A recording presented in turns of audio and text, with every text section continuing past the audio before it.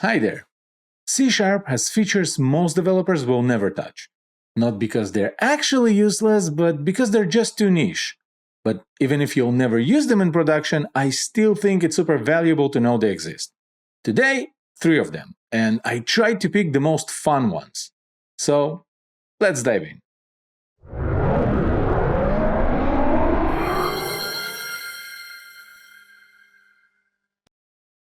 Did you know that you can override what true and false means for your own types?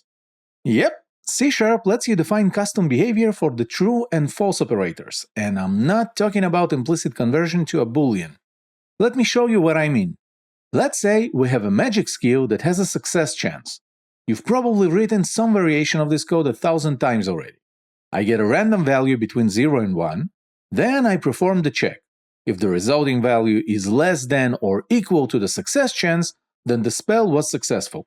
Otherwise, it fails. And for the sake of example, I'm just logging the results here. Simple enough? Let's make it more complicated for no particular reason. I can have a struct called probability. It can be a class if you want, but if used in local scope, a struct will not create heap allocations. The probability will hold a reference to the success chance, which will be initialized in the constructor or can be overridden at any time. And now for the fun part. I can override the true operator. It will roll a random number and do a comparison against the success chance. I can also override the false operator. It returns true if the random value is greater than the success chance. And yes, you heard that right. The false operator returns true. Now I'll change the start method. I'll delete the random value from here and instead I'll initialize the new probability struct. And then, in my condition, I'll simply pass the probability instance. Now, you might think that you've seen this before, with GameObjects, for example. But that's not it. Unity uses the implicit conversion operator. You can implicitly cast a GameObject into a bool, but you can't do it with the probability struct I created here. And we can also look at Unity's implementation of the implicit operator. You can see the implicit keyword, and the operator that's being overridden is bool and not true or false directly. Let's see how it looks.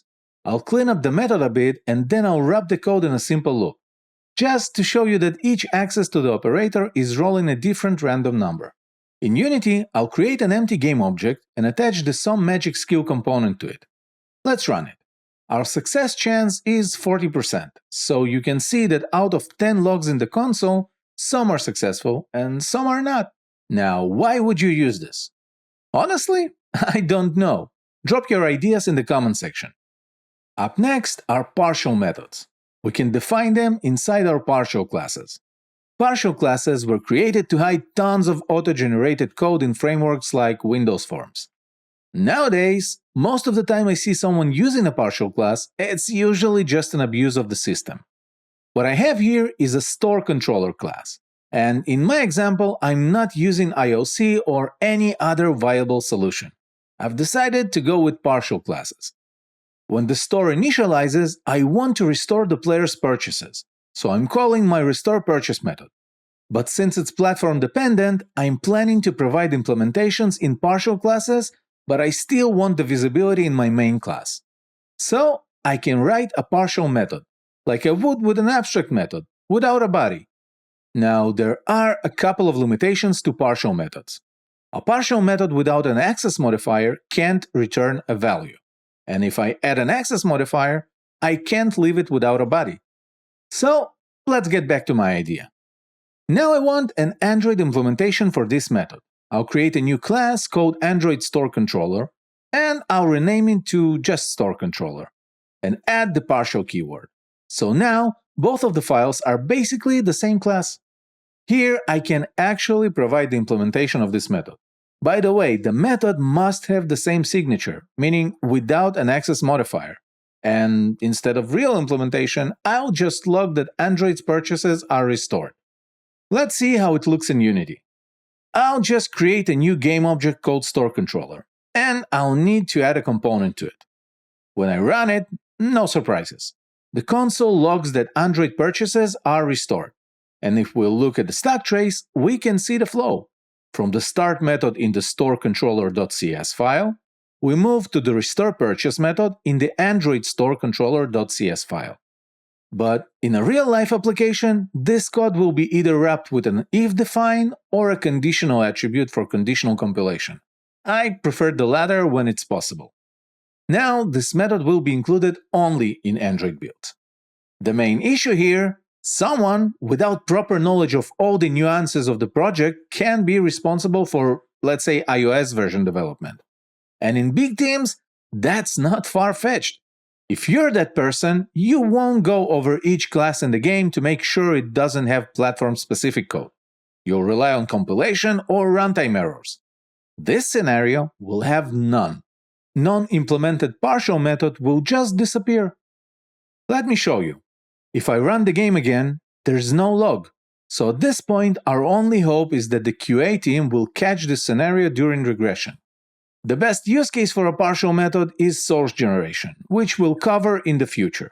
Do you have an example of other use cases for partial methods? Let me know in the comment section. The last one for today is the Goto keyword. And most of the developers I've talked to about it didn't even know this keyword exists in C#. First, I'll create a new mono behavior.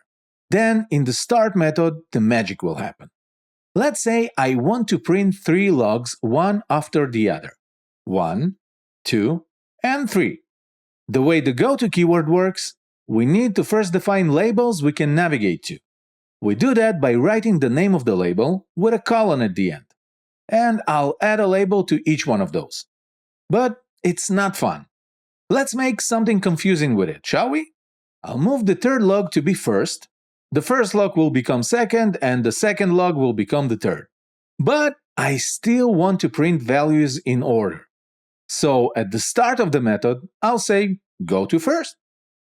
Then, when the first section ends, I do nothing because the code will continue to the second label by itself.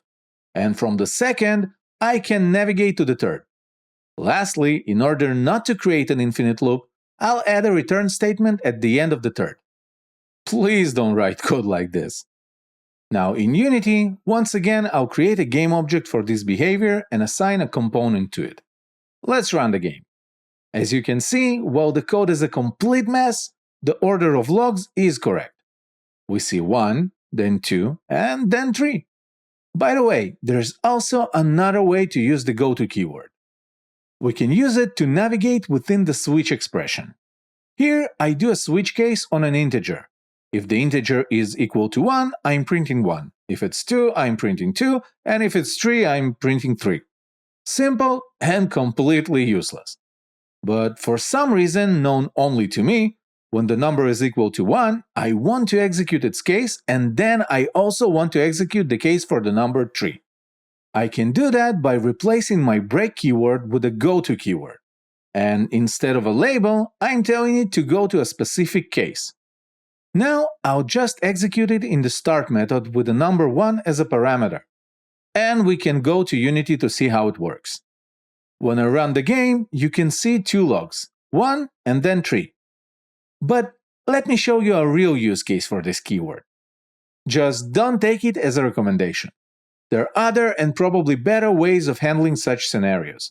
I just want to show it as an option. It can actually help reduce boilerplate code when you want to escape nested loops or if statements. In this example, I have a method that accepts a matrix and searches for a specific number inside of it. I do it with 2 for loops, one for each dimension of the matrix. Then I log the current position and check if the value at this position is equal to the searched value. If not, I'm moving on. And if yes, I need to stop the execution and move out of those 2 loops. The break keyword won't cut it, as it will exit the second loop but not the first. The return keyword will stop the execution of the method. But we might want to proceed. If we absolutely must remain in this scenario and can't rewrite the loop, we can create a flag variable and set it to true when we find the solution and break the loop after it. Then we'll need to check this variable during the first loop and break if needed. Lastly, at the end of the method, I'll log the results. If the value was found, log that the search is complete. Otherwise, log that nothing is found. The Goto keyword can actually simplify it. What we can do is get rid of all the if statements and the flag variable. At the end of the method, we can create a label and log that the search is complete. Inside the second loop, instead of setting the variable, we can navigate to the found label and it will exit both of the loops. And lastly, I need to write the default behavior for when the number is not found. For that, I'll add the confusing return statement here.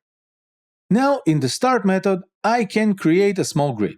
I'll initialize it with numbers from 1 to 9, and I'll execute the find method with this grid and number 4 as the searched value. Let's go see what we'll have in the console. After running the game, in the console we can see the iterations. The exit condition actually worked. We see 1, 2, 3, 4, and then it stops because the value is found. Now, are there more elegant solutions to this? Yes, I think so. Probably, depending on what you call elegant. But you know the drill. Let me know in the comment section. So, there you have it. 3 C# features you'll probably never use. Next week, we'll explore even more of these.